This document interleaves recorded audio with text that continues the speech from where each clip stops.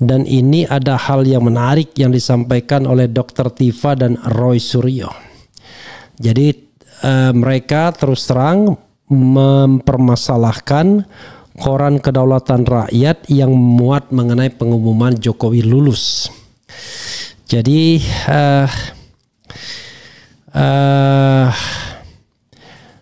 tidak begitu percaya ya bahwa itu adalah koran KR yang memang terbit hari itu. Kenapa? Karena ada kesalahan fatal, yaitu soal tanggal Jawa, penanggalan tahun Jawa yang dicantumkan. Dari kata pasa atau poso menjadi puasa. Dan rasanya kalau kata Roy Suryo nggak mungkin lah, karena itu kan sifatnya template. Template seperti itu agak sukar kalau seandainya kemudian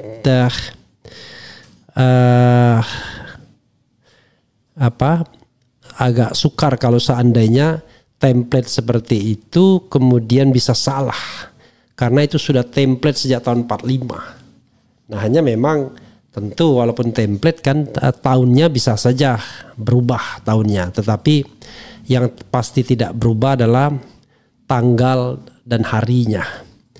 Nah, itu yang kesalahan kan bukan di tahun tetapi di bulannya. Nah, bulan kan mestinya template aja, bulan itu tetap 12 bulan. Kemudian harusnya tidak berubah.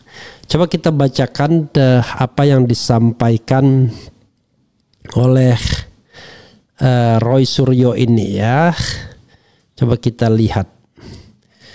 Oke. Masih loading di sana, tapi kita lihat di handphonenya. Kayak handphone jauh lebih mudah kayaknya. Oke. Nih ya. Nah ini.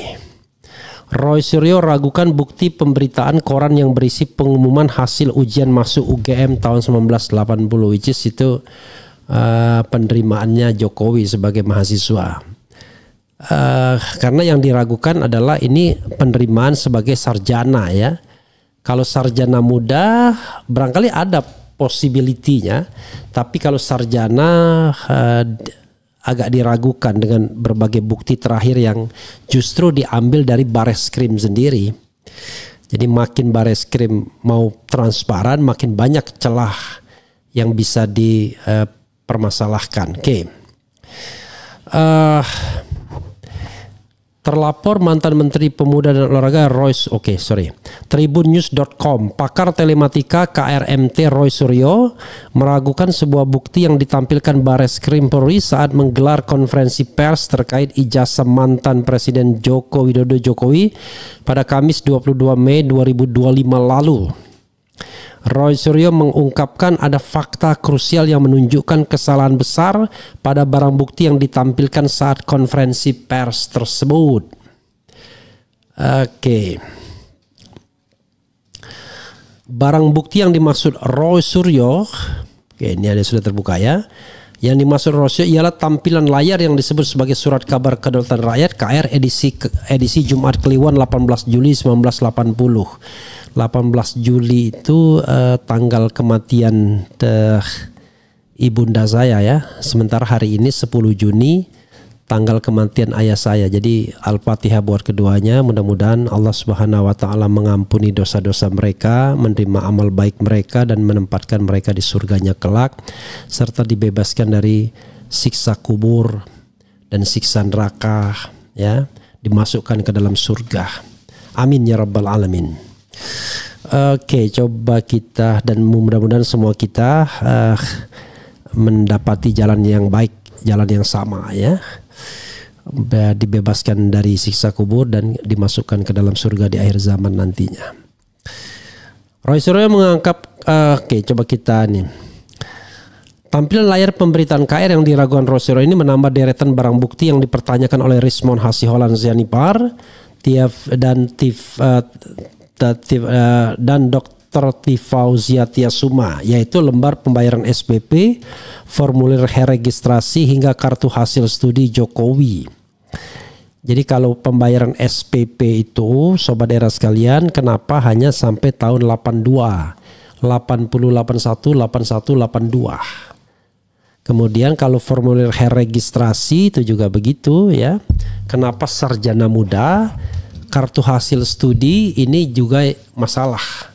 Karena kalau digabung-gabungkan 122 ditambah 88 SKS. Jadi kalau 122 IP-nya 2,05, yang 88 SKS IP-nya 3 sekian. Tapi kalau digabungkan itu jadi 200 lebih SKS-nya, itu kebanyakan ya untuk mahasiswa S1. Tapi kalau cuma 122 saja terlalu sedikit. Oke, di sini saya khusus hanya mencermati tampilan yang disebut-sebut sebagai koran harian KR Kedaulatan Rakyat edisi hari Jumat Kliwon 18 Juli 1980. Mengapa harian KR ini sangat penting? Karena dikatakan juga bahwa di dalamnya terdapat lembar pengumuman hasil ujian masuk proyek perintis 1 UGM tahun 1980, ungkap Roy Suryo dalam keterangan tertulisnya kepada Tribun News ya.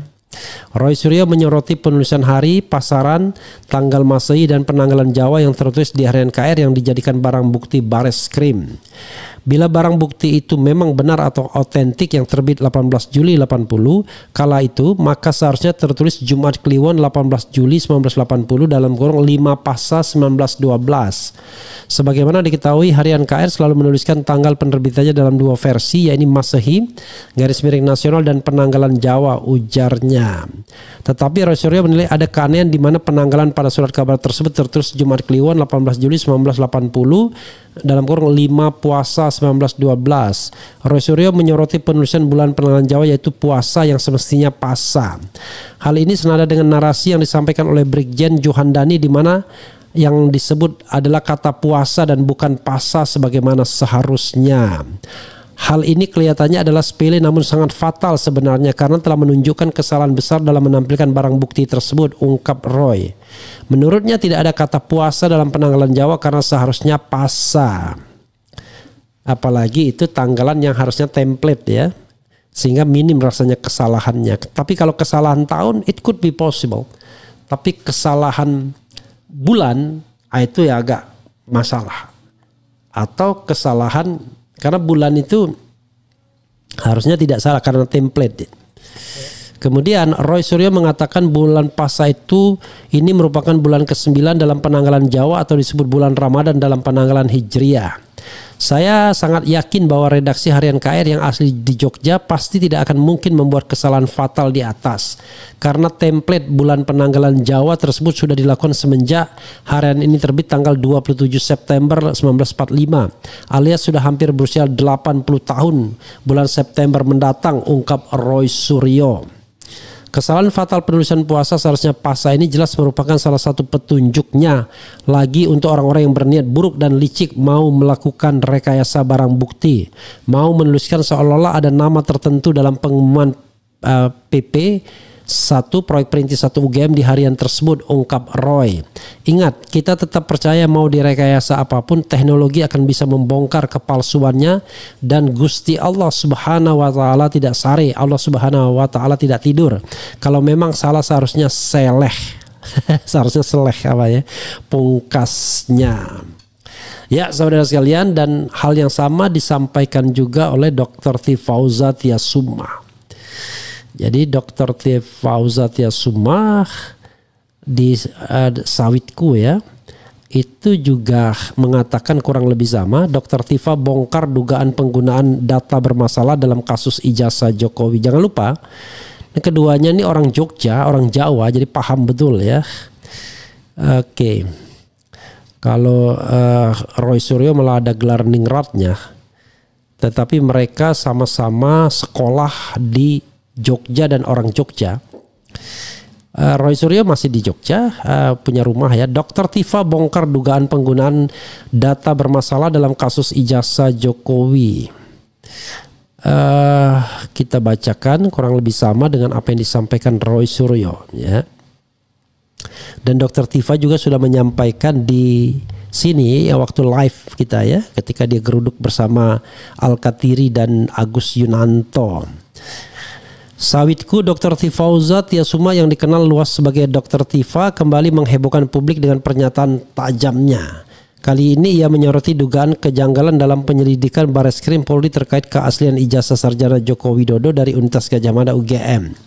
Melalui akun media sosialnya @Dr.Tifa, ia menantang temuan Direktorat Tindak Pidana Umum di Dirtipidum Bareskrim yang sebelumnya menyatakan ijazah Jokowi adalah autentik berdasarkan uji forensik yang melibatkan Puslap 4 Polri. Namun menurut Tifa ada indikasi kuat bahwa data yang digunakan sebagai dasar penyelidikan justru bermasalah, terutama yang bersumber dari Salinan Harian Kedaulatan Rakyat, koran lokal yang menjadi acuan pengumuman penerimaan mahasiswa baru UGM tahun 1980. Ia menyoroti ketidaksesuaian dalam penanggalan Jawa yang tertera dalam koran tersebut. Bareskrim menyebut tanggal 18 Juli 1980 bertepatan dengan Jumat Kliwon 5 Puasa 1912. Padahal secara kalender Jawa seharusnya itu Jumat Legi 24 Pasa 1912. Tulis Tifa dalam salah satu unggahan. Tapi soal tanggal ini sepertinya kita harus cek kembali ya, soal apakah Jumat Kliwon atau Jumat Legi. Tetapi yang telak itu adalah penulisan kata puasa ya, yang harusnya pasa. Lebih lanjut ia menjelaskan bahwa penamaan bulan Jawa pasa dibaca poso yang berarti Ramadan sering disalahartikan sebagai puasa. Kekeliruan ini menurut Tifa menjadi bukti bahwa koran yang digunakan sebagai barang bukti forensik kemungkinan telah dipalsukan atau setidaknya tidak valid secara historis.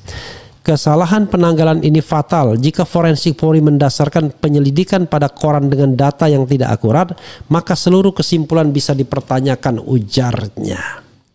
Selain soal kalender, Tifa juga menyoroti kejanggalan lain, daftar nama mahasiswa yang diterima di Fakultas Kehutanan UGM tahun 1980. Dalam daftar tersebut nama Joko Widodo tercantum di urutan ke-14. Namun yang membuat Tifa curiga adalah keberadaan nama Anji Pramaria di urutan ke-8 yang disebut sebagai teman seangkatan Jokowi. Jadi Anji ya, luar biasa ya. Dan gabung namanya. Menurut Tifa, pengakuan publik selama ini menyebut nama yang benar adalah Andi Pramaria, bukan Anji Pramaria. Ini membingungkan, apakah ini salah ketik atau upaya rekayasa? Silakan cari sendiri nama Andi Pramaria di internet, pasti ketemu. Tapi Anji Pramaria tidak jelas asal usulnya, sindirnya. Dr. Tifa menilai serangkaian ketidaksesuaian ini cukup kuat untuk mempertanyakan integritas data yang digunakan oleh Bareskrim. Ia bahkan menyebut temuan tersebut sebagai tidak bisa dimaafkan. Bayangkan data seperti ini dipakai dalam proses penyelidikan resmi. Ini bukan sekadar kesalahan administratif, ini persoalan kredibilitas institusi penegak hukum, pungkasnya. So, apa yang mau saya komentari lagi saudara sekalian ya, sudah jelas apa yang mereka katakan. Tidak ada kata puasa, yang adanya pasa. Pertanyaannya adalah, apakah ini kesalahan yang sifatnya teknikal? Orang akan mengatakan tanyakan pada KR, Kedaulatan Rakyat. Begini saudara sekalian, ditanyakan sih boleh. Tetapi dalam persoalan ini kita harus lihat relasinya, relasi kuasanya. Maka dalam kasus ini ketika yang terlibat adalah kekuasaan yang di backup oleh para penegak hukum, oleh orang-orang yang masih setia, maka tidak bisa kita dengan lugu mengatakan tanya saja pada UGM, tanya saja pada KR dan lain sebagainya. Itu terlalu lugu jawaban seperti itu. Kalau itu menyangkut data Refli Harun, nah itu gampang, tanya aja. Tapi kalau yang menyangkut data Jokowi, nggak bisa. Kita harus melakukan yang namanya public scrutiny, ya, public debate, public discussion, public seminar. Jadi bawa masalah ini ke publik sehingga pihak-pihak yang dipersoalkan itu memunculkan datanya, sehingga akan ada public punishment dan legal punishment seandainya mereka berbohong, termasuk pihak UGM sekalipun. Kalau seandainya mereka karena kena represi, karena under pressure, karena mereka di bawah hegemoni kekuasaan, terpaksa kemudian memberikan keterangan-keterangan yang tidak sesuai. Sekali lagi, even UGM, jangan lihat UGM-nya sebagai universitas besar, tapi lihatlah orang-orang kerdil yang lagi memimpin misalnya. Apakah rektor UGM cukup independen di hadapan Jokowi dan Pratikno misalnya? Kan this is the question. Apakah pembantu rektor 3 yang wakil rektor 3 yang orangnya Pratikno atau stafnya Pratikno atau juniornya Pratikno akan tidak membela Jokowi misalnya. Jadi relasi-relasi kuasa seperti ini adalah sesuatu yang biasa saja. Nah, celakanya di Indonesia mempertanyakan hal seperti ini dilaporkan. Ya, makanya saya katakan kalau ada negara yang masih menghukum orang yang berpendapat, demokrasinya pasti sontoloyo. Kedaulatan rakyat, people sovereignty-nya pasti sontoloyo. Kita ingin menegakkan konstitusi. Kedaulatan berada di tangan rakyat dan dilaksanakan menurut undang-undang dasar. Itu yang kita ingin tegakkan. Rakyat yang berdaulat tersebut memiliki hak-hak yang kita sebut dengan constitutional right, yang merupakan bagian dari universal human right. Hak apa? Macam-macam. Hak untuk mendapatkan informasi, the right to information. Hak diperlakukan sama di hadapan hukum. Ya, equality before the law. Hak atas demokrasi, kedaulatan, kebebasan menyatakan pendapat baik secara lisan maupun tulisan. Karena kebebasan itu direnggut, maka tidak bisa lagi negara itu mengklaim sebagai sebuah negara demokrasi. Dan tidak ada pejabat publik yang boleh mengadukan warga negara yang mempertanyakan kredibilitas publiknya, termasuk ijazahnya yang digunakan untuk jabatan-jabatan publik. Jadi kita harus melihat itu dalam sebuah paradigma konstitusional yang benar, bukan pakai paradigma perasaan. Apalagi gaya lawyer yang tidak belajar mengenai demokrasi dan konstitusi, yang hanya tahunya bagaimana melaporkan orang dan mempidanakan orang. Negara ini ya dibentuk berdasarkan sebuah cita-cita untuk memerdekakan dan membebaskan kita punya hati, kata Bung Karno, di seberang jalan sebuah kemerdekaan yang dia sebut sebagai a golden bridge, sebagai jembatan emas. Saudara sekalian, nanti kita akan keluarkan lagi lagu berita bohong ya. Aku bilang ini kritik, kau bilang berita bohong gitu. Aku bilang ini kritik, ujaran kebencian kau tuduhkan. Padahal jelas-jelas ini adalah sebuah kritik, sebuah public scrutiny, sebuah public observation, sebuah public oversight. Sehingga harusnya under the constitution yang menganut people's sovereignty, yaitu kedaulatan rakyat, sesuatu yang tidak hanya dihargai, ya, respected, tetapi juga harus dilindungi, protected, dan dipenuhi sarananya, fulfilled ya. Begitu sobat era sekalian. Coba kita bacakan komentar sobat era sekalian terkait dengan hal ini. Silakan berkomentar. Waalaikumsalam Bang, undang Ustadz Gus Nur dong Bang Refli. Waduh. Dia di luar kota satu, yang kedua nanti insya Allah ya. Bung Refli, mengerikan kali penipuan ini. Kok pemimpin bangsa diam saja? Saya tidak bisa mengatakan ini penipuan. Ini diduga palsu karena tadi tanggalnya itu. Nah, kemudian kalau Jokowi misalnya lolos sarjana muda misalnya, sebagaimana yang dia tulis sendiri dalam form registrasi dia, 2 form ya, registrasi yang dia tulis sarjana muda, maka nama dia pasti tidak akan tercantum ke dalam penerimaan sarjana. Itu kan logikanya begitu ya.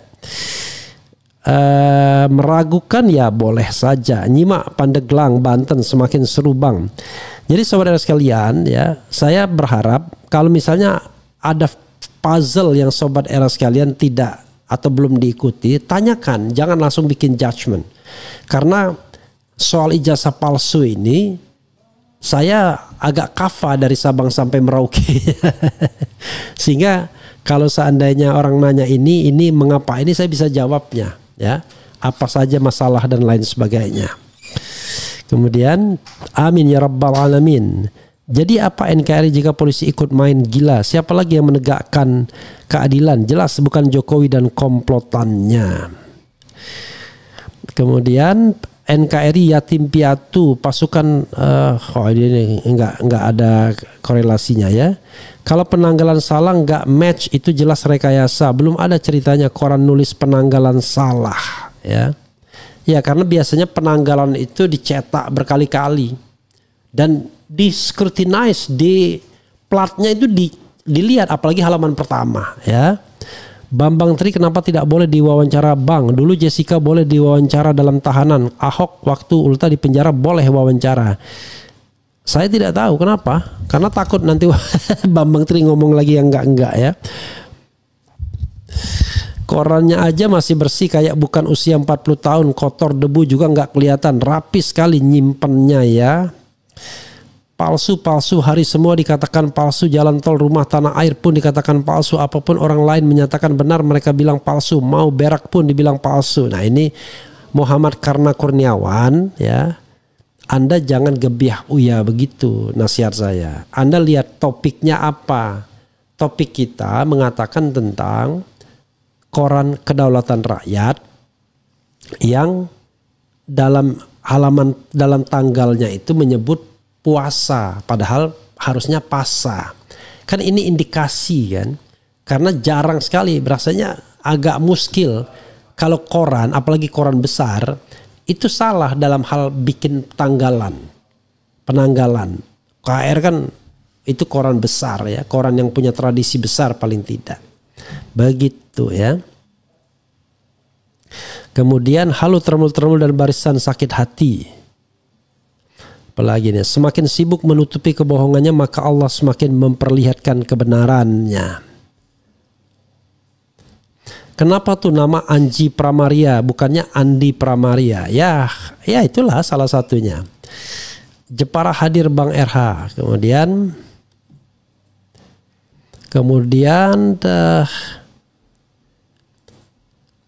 engkau sarjana KW, mudah mendapat kerja, tak sia-sia ijazahmu, 2 periode lamanya bergelut dengan fulus untuk jaminan masa depan. Lagu sarjana muda diplesetkan, nggak boleh nanti marah Iwan Fals. Coba dilihat tanggal sebelum atau sesudahnya pasa atau puasa. Oke. Ya itu bagus juga ya. Marif, coba dilihat tanggal sebelum atau sesudahnya pasa atau puasa. Jadi ya gini ya. Ini ada sebuah sinyalemen. Dikatakan oleh Roy Suryo dan Dr. Tifa yang orang Jawa, nggak ada puasa, adanya pasa. Nah kalau seandainya memang betul-betul tertulis puasa, ya kan mudah dibuktikannya. Begitu saja cara ini. Nah, tetapi kalau kemudian tiba-tiba ini menyebar fitnah dan lain sebagainya, kan kita sedang ujian atau mengadu kredibilitas kan begitu. Saya menyampaikan apa yang menurut Dr. Tifa dan Roy Suryo. Kalau ada versi lain ya kita sampaikan juga. Ya, versi lainnya apa? Ternyata versi lainnya puasa semua ternyata tulisannya. Ya kita sampaikan, ada nggak puasa? Kan itu cara berargumentasi yang benar ya. Jangan kemudian kita menolak orang tapi kita tidak punya bukti tandingan.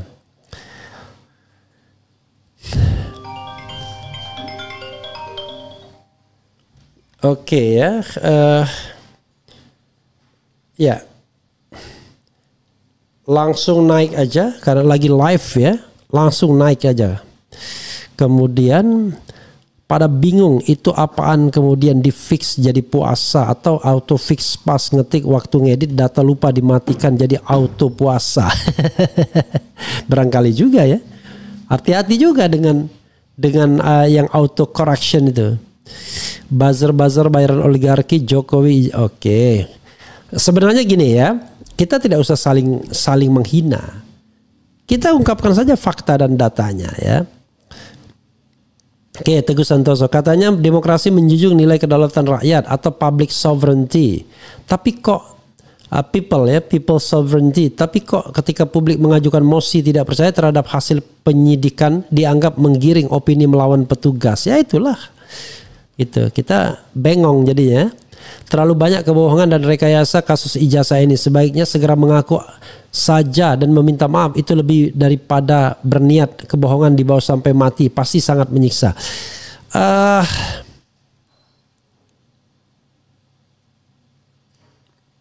Video yang menyebut contoh koran KR pada bulan puasa dengan tulisan PASA tapi untuk tahun 1983 sudah beredar. Nah, jadi video yang menyebut contoh koran KR pada bulan puasa dengan tulisan PASA tapi untuk tahun 1983 sudah beredar.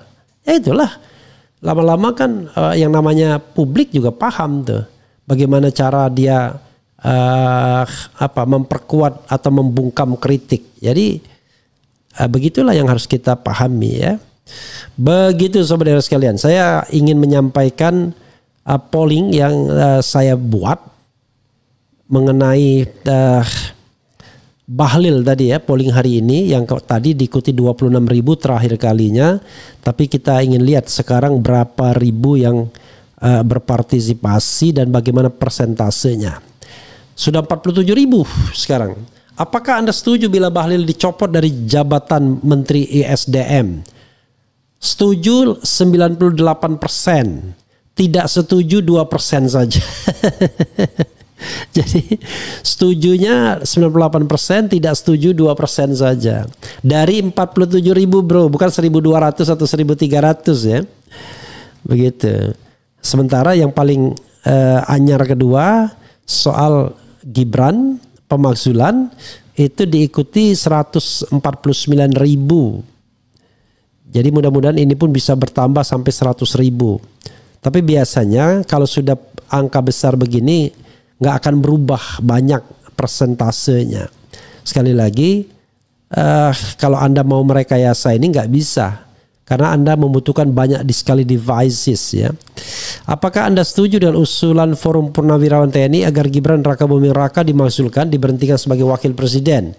Ada 147.000 yang voting, setuju 94%, tidak setuju 6%. Itu hal-hal yang ingin saya sampaikan. Begitu sobat era sekalian, mudah-mudahan ini memberikan pencerahan ya. Saya kebetulan ada tamu. Salah satunya dari Papua. Mudah-mudahan Raja Ampat berhasil diperbaiki lagi ya. Ini ada Dr. Tifa yang membuat